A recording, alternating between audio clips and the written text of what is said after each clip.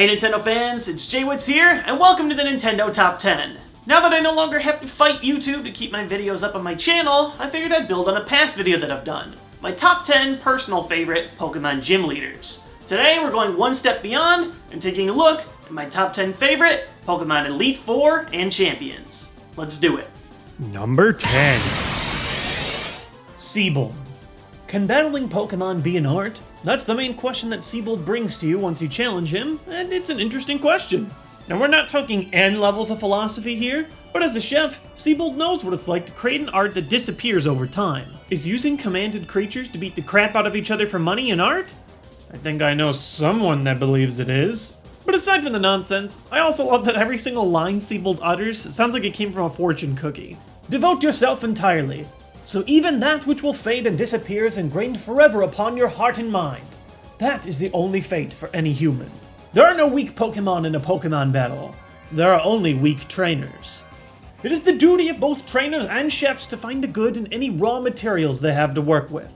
There lies the answer to reaching ever higher. What a poet. Plus, he's getting a major role in the upcoming Mega Evolution anime special. I can't wait to see what he's cooking. Number 9. Melba. Most of my favorite Elite Four members have a twist to them. And as of this video, Melba's twist is entirely unique. Not only is she an elite member of the league, but she's also a member of Team Flare. Oh yeah, and she's also a news reporter. Just, you know, evil corporations control the media. All these things make for a two-faced character that's actually pretty unpleasant when you get down to it. But that just makes beating her nasty self all the better. Number 8. Agatha. As its oldest member, Agatha has remained one of the most intriguing Elite Four trainers since the beginning of Pokemon. One of my favorite parts about the ancient Ghost-type battler is her history with Professor Oak.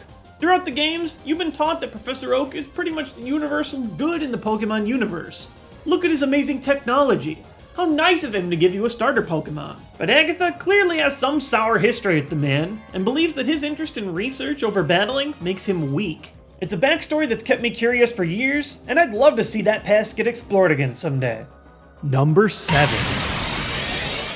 Caitlyn. Caitlyn, like Koga, is another one of those cool trainers that appears a generation before they become a member of the Elite Four. As far back as Platinum, you can meet Caitlyn as an aide at the Battle Castle.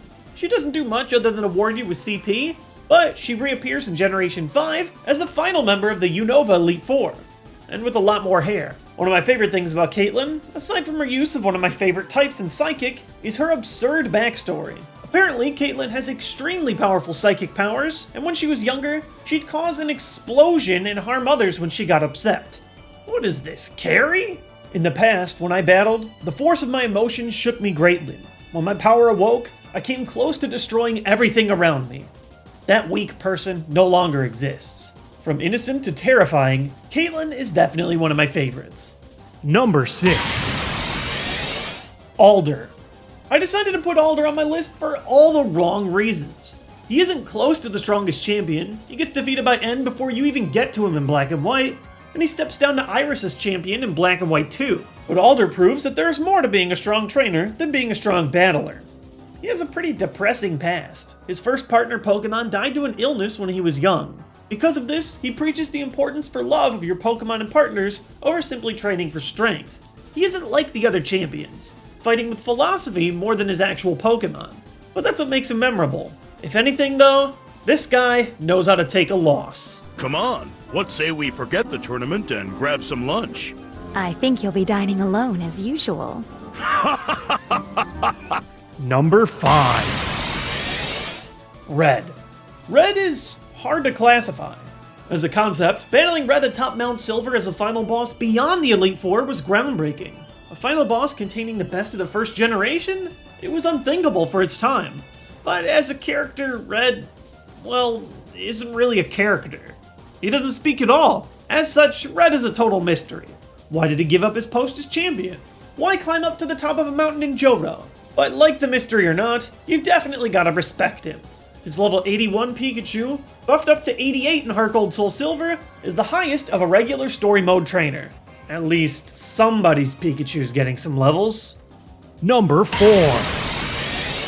Lance. Everything about Lance just screams cool. The red spiky hair, the cape, the dragons, and pseudo-dragons. Lance has got it all. He's not only the final trainer of the Elite Four in Kanto, but the champion in Johto as well. And in the anime, they were like, yeah, I don't know if he's cool enough, so we need to make him a secret agent. Dude's out of control. He's also one of the few Elite Four members that you can meet outside of the Pokemon League itself, helping you defeat Team Rocket and calm the Lake of Rage.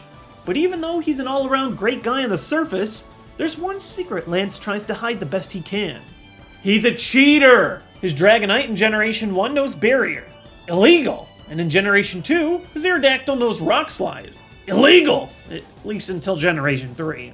And how about his 3 illegally underleveled Dragonite? Looks like he might have been using that early evolution Lake of Rage water himself. Why do all the great Lances feel the need to cheat? But at the end of the day, I'm not even mad. That's how cool Lance is. Number 3. Steven. Steven Stone is a unique champion. The Steel-type champ of Generation 3 decides to abandon his post in order to look for rocks. This is not a rock, this is a mineral for like the 10th time. But aside from that, he really gets around. He gives you a Beldum. Even after giving up his champion post in Emerald, he acts as the game's final boss. He gives you your Villa in Platinum. He alerts you to a traveling Latios or Latios, and he gives you one of the Hoenn starters in Heart Gold Soul Silver. Steven might be a Steel-type specialist, but outside of the Elite Four, he still definitely rocks. Boo! You stink! Number 2. Blue. They just don't make rivals like they used to. Back in my day, your rival wasn't just a jerk. He was always a step ahead of you. It might not feel like it anymore, but back to my very first playthrough of Pokemon Red, Blue was a twist. You get through Lance's Iron Dragon Brigade and... Wait, what? Your rival already beat you to the champions table? We didn't even know there was supposed to be a 5th battle. But it was Blue that created the tradition. No other final battle in Pokemon is as personal as shutting down your rival. He's taunted you your entire journey, and now it's time to put him in his place. Blue is competitive, cocky, and an awesome finale to the games that started it all. Number 1. Cynthia. There's no denying it. Cynthia is an absolute boss from every angle. On a battling perspective alone, she's got a lot going for her. Her team is incredibly well balanced for an AI trainer, with a focus on Garchomp. Still to date, one of the strongest non-legendary Pokemon out there, but in its generation, it was just incredible. But simply having a solid team in the games wasn't enough for Cynthia. She had to go and dominate everything in the Pokemon universe. In the anime, she trashes not 1, not 2, but 3 of the other Elite Four members who attempt to take her throne. Only Bertha has the age and wisdom to know that she has no chance. She also dominates Paul's entire team, which is so satisfying. And in the trading card game, her signature level X card, Garchomp C, defined an era spanning nearly 3 years of competitive card play, with the ability to snipe for cheap, retreat for free, and heal your entire team by coming into play.